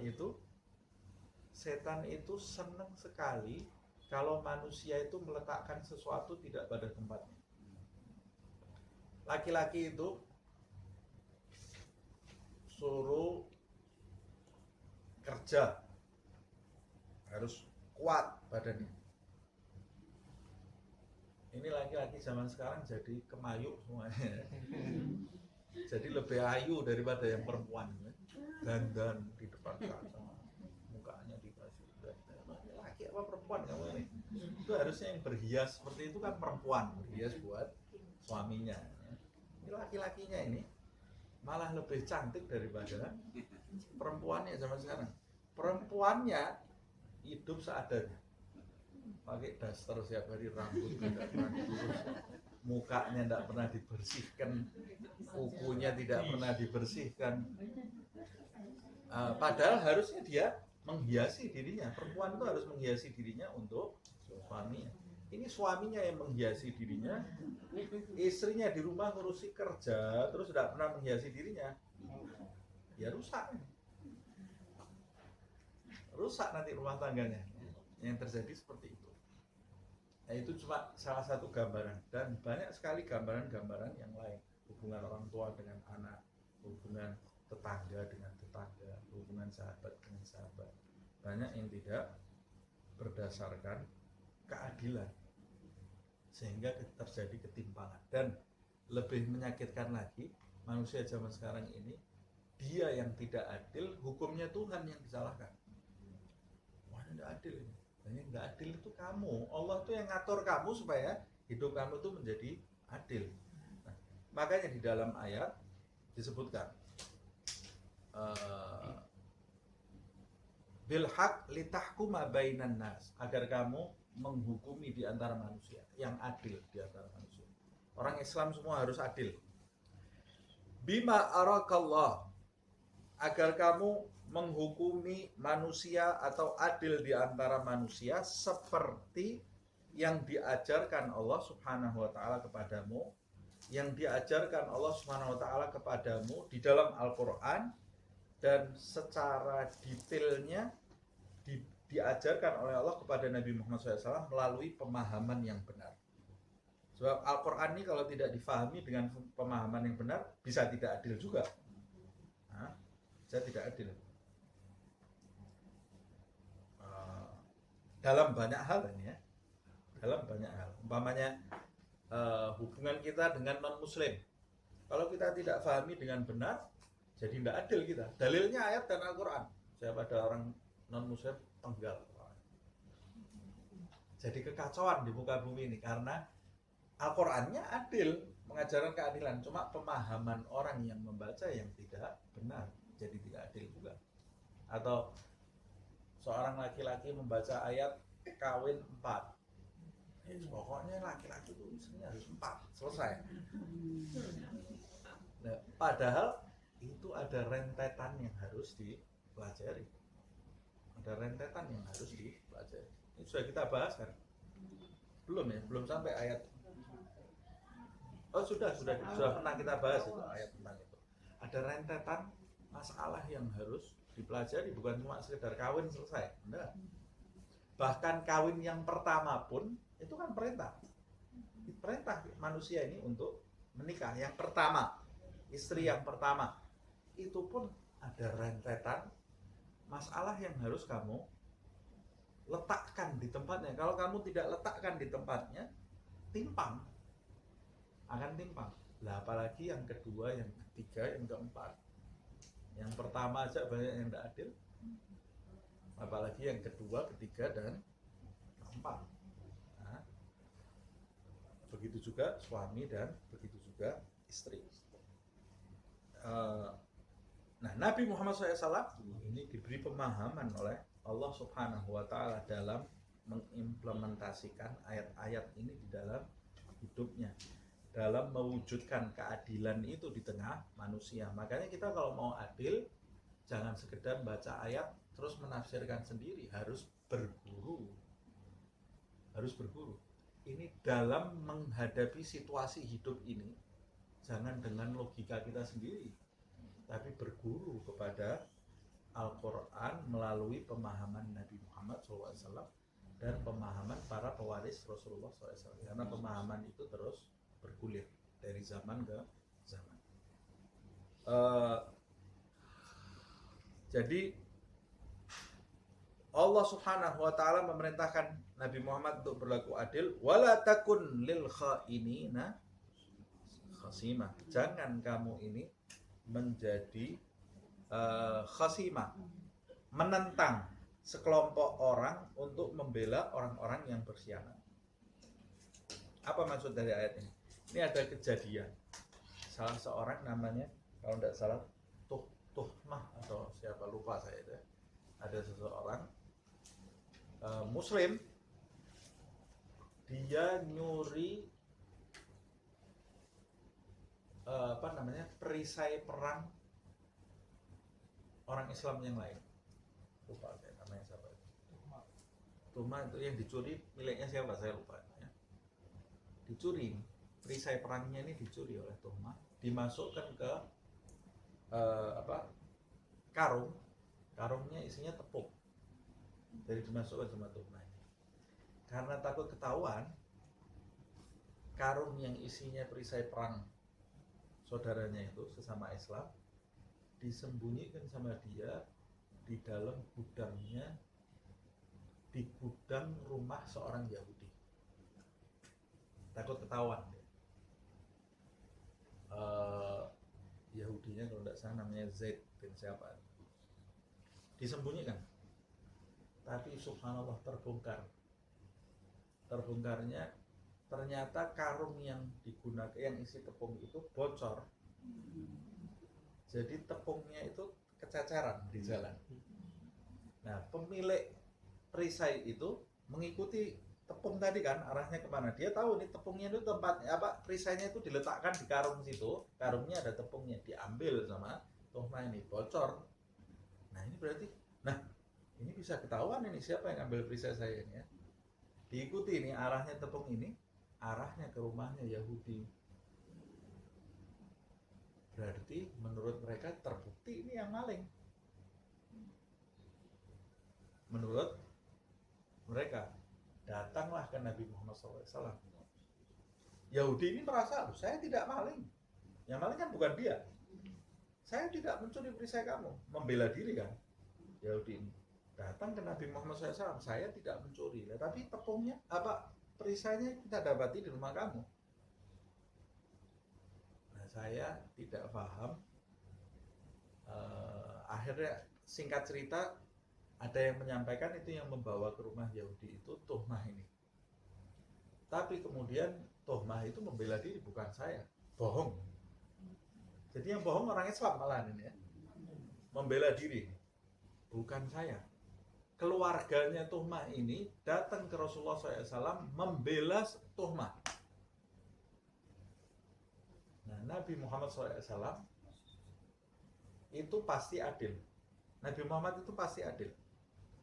Tapi Nabi Muhammad SAW itu memproses hukum itu sesuai dengan sisi manusiawinya. Walaupun pada kenyataannya pasti Nabi tahu yang salah mana yang benar, siapa yang salah siapa. Tapi kan tidak mungkin Nabi kemudian memutuskan kamu salah, kamu benar. Apa contoh dari perbuatan itu? Tidak ada. Nah, Nabi ini mendirikan hukum sesuai dengan bukti-bukti. Bukti-bukti itu lebih kuat pada tuhmah bahwa dia itu tidak bersalah, karena perisai itu ada di rumahnya Yahudi. Mereka ini keluarganya tuhmah dan tuhmah ini mengumpulkan hujah-hujah, bukti-bukti ke Nabi Muhammad SAW bahwa mereka tidak bersalah. Akhirnya Nabi belum memutuskan ini ya. Nabi mau memutuskan yang bersalah itu adalah orang Yahudi tadi. Jadi Nabi mungkin tidak adil, tidak mungkin. Tapi keputusan Nabi bisa salah tidak? Mungkin. Bukan Nabi salah memutuskan, tapi faktor eksternal yang menjadikan Nabi memutuskan salah. Keputusannya Nabi tidak mungkin salah, karena yang zalim pasti dihukum oleh Nabi Muhammad SAW.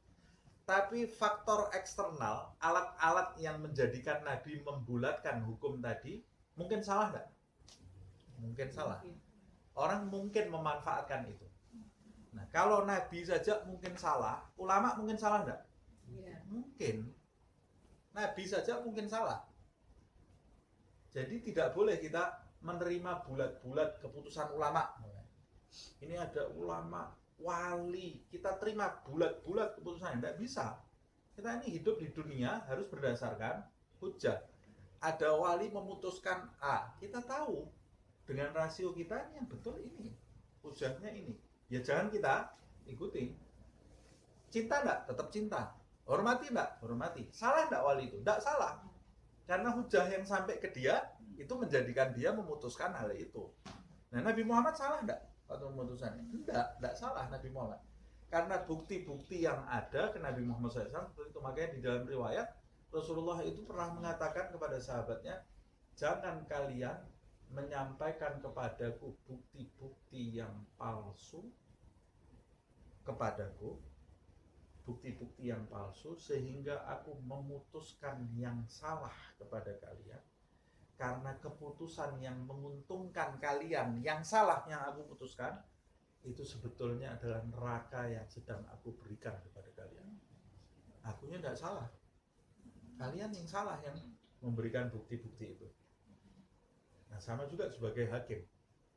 Sebagai hakim, kalau dia niat betul memutuskan suatu perkara itu dengan benar, ternyata yang di bawahnya itu yang main, sehingga hujah-hujahnya ada yang dihapus di sini, yang ini, yang salah bukan hakimnya, karena kan dia secara manusiawi memutuskan berdasarkan bukti-bukti. Yang salah yang main hukum itu nanti di hadapan Allah SWT. Jadi tidak bisa kita menyalahkan hakim, oh ini hakim di neraka ini. Belum tentu loh. Belum tentu, dia memutuskan berdasarkan bukti-bukti yang naik kepadanya. Yang terjadi semua yang tahu Allah SWT. Nah, ijtihadnya Nabi Muhammad SAW pasti benar. Pasti benar. Caranya, prosesnya pasti sudah dijalani oleh Rasulullah SAW. Tapi kalau ada yang nakal, yang salah itu yang nakal itu. Nah ini, orang ini tuhmah sama keluarganya ini mau nakal. Tapi namanya Nabi dikasih tahu sama Allah SWT. Jangan kamu itu menantang Yahudi itu walaupun non-Muslim. Nah, banyak di antara kita yang kemudian membela Muslim yang jelas-jelas salah. Sehingga kita berlaku tidak adil. Karena Allah memerintahkan kita di muka bumi ini berlaku adil bukan hanya kepada orang Islam saja, kepada seluruh umat manusia. Tidak boleh kita bela orang Islam padahal kita tahu dia salah. Yang non-Muslim tidak salah, kita bela yang Islam. Tidak ada, itu bukan cara Islam, bukan caranya Nabi Muhammad SAW. Dalam keadilan itu sudah tidak ada agama lagi. Yang cara memutuskannya dengan agama Islam. Tapi sudah tidak ada warna lagi. Oh ini kakak saya, tidak boleh. Oh ini sesama Islam, tidak ada. Kalau salah ya salah. Bahkan Nabi Muhammad sampai mengatakan, kalau Fatimah anakku mencuri, aku potong. Padahal Fatimah itu anak yang paling dicintai oleh Rasulullah SAW. Dan tidak mungkin Fatimah itu mencuri. Cuma itu hanya bukti keadilan Nabi Muhammad SAW.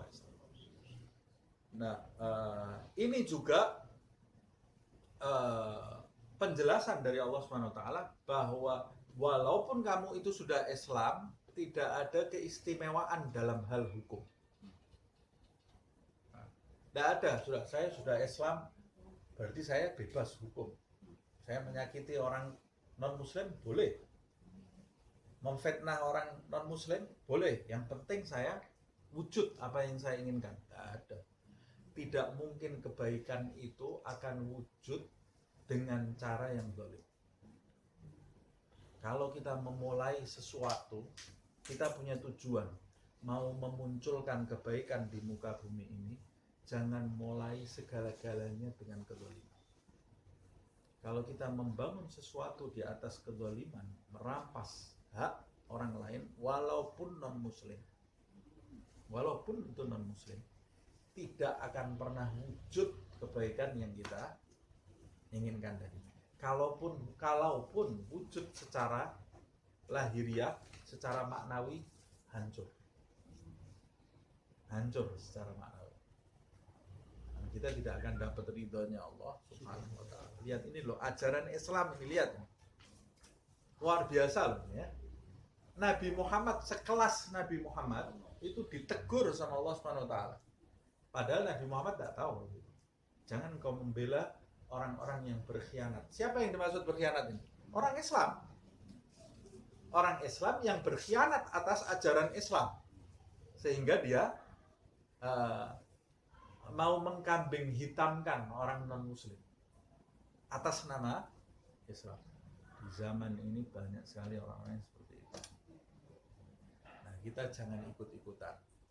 Jangan ikut-ikutan. Terutama ini kalau sudah dekat apa namanya?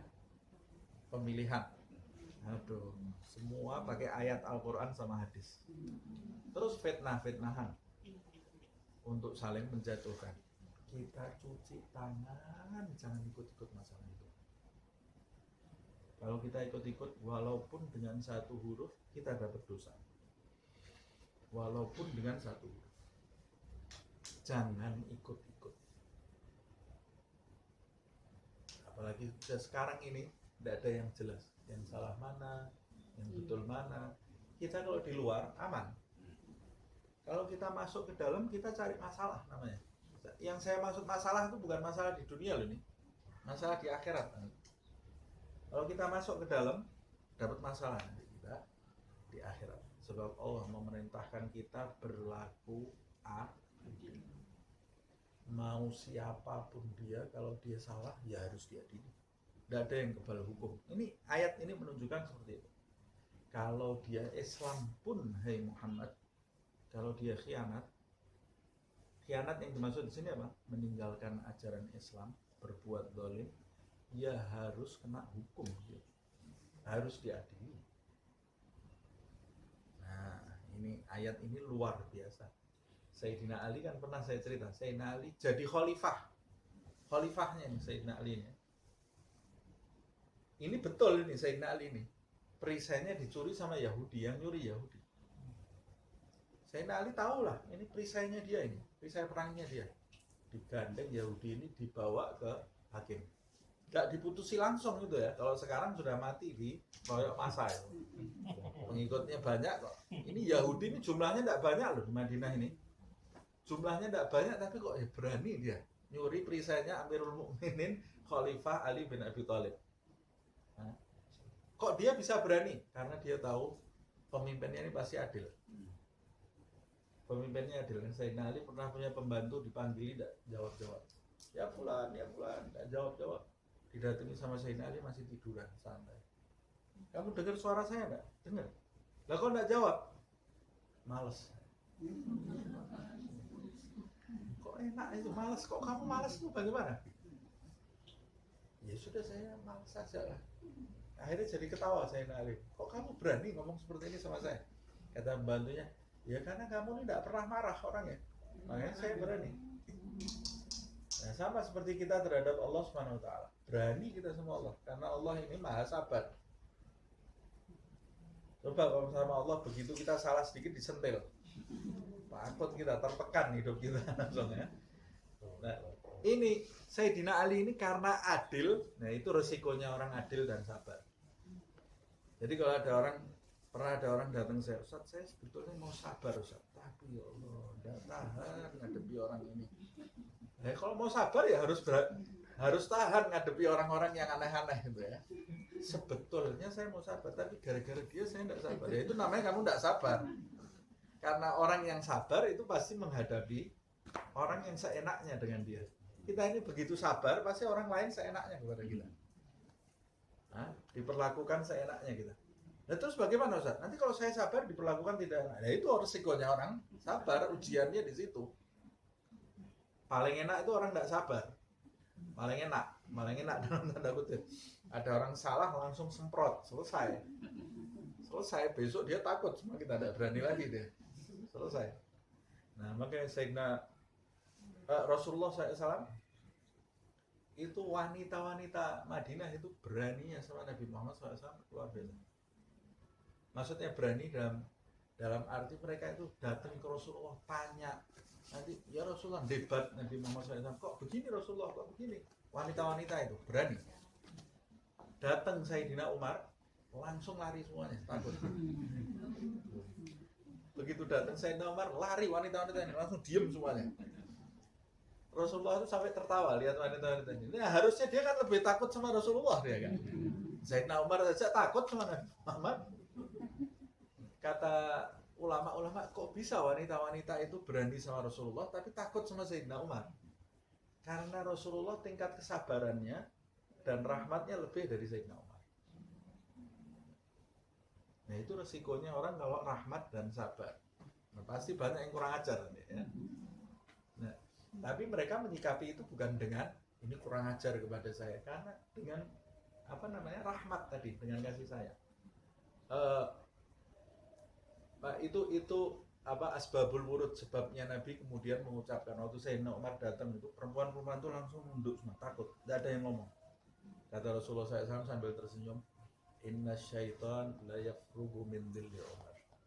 Sesungguhnya setan itu lihat bayangannya Umar saja lari dia. Nah, kemudian masalaka Umar fajjan illa salaka syaitan fajjan akhar. Tidaklah Umar itu lewat di satu kampung kecuali setan yang di kampung itu pindah cari jalan lain. Takut sama Sayyidina Umar. Nah, kalau Rasulullah ini dari sabarnya, iblis saja deketi Nabi mau ganggu. Iblis itu pernah datangi Nabi masih sholat, mau diganggu Rasulullah. Jadi dia berasa Nabi Muhammad ini tidak punya apa-apa. Dipegang sama Rasulullah, diikat di tiang. Padahal Nabi Muhammad kuat sekali. Kuat Nabi Muhammad SAW.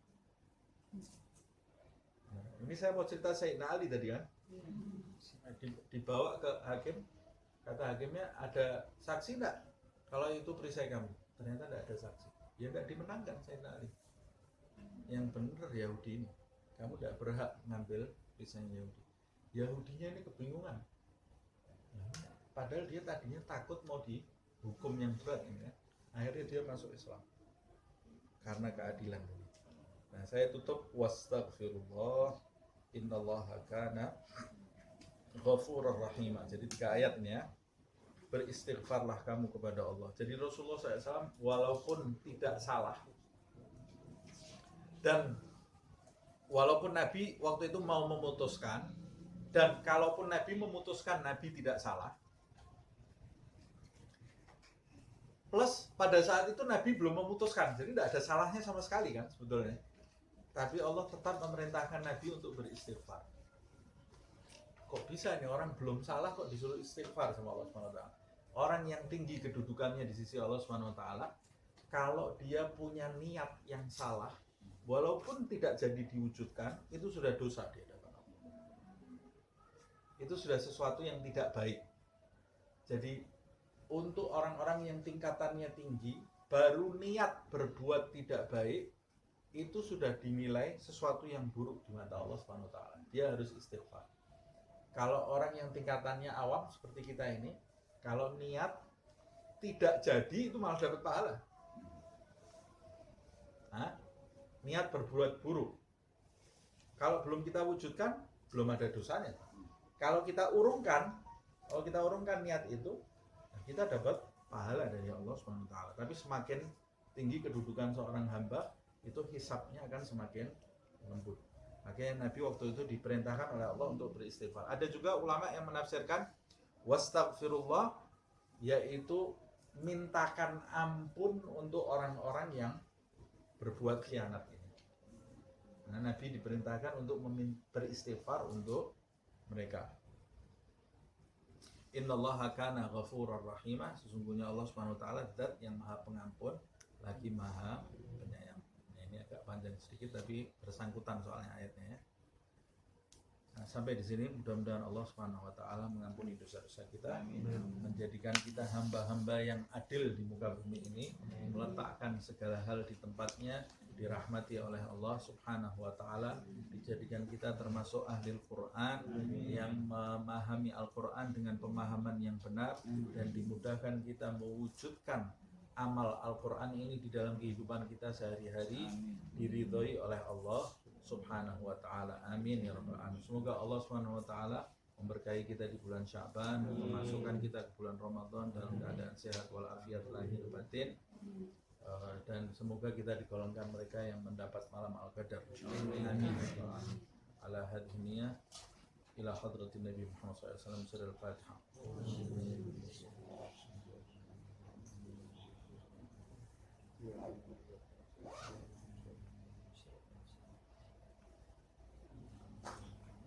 Ya Rabbana a'tarafna bi annana a'tarafna wa annana asrafna ala ladha ashrafna fatub alayna tawbah taghsil li kulli hawba wastur lana al-awrati wa aminir rawhi waghfir li walidina rabbi wa mauludina wal ahli wal ikhwani وسائر الخلان وكل ذي محبة أو جيرة أو صحبة والمسلمين أجمعين ربي اسمع فضلا وجودا منا لا باكتساب منا بالمصطفى رسولي نحظى بكل سوري بالمصطفى رسولي نحظى بكل سوري بالمصطفى رسولي نحظى بكل سوري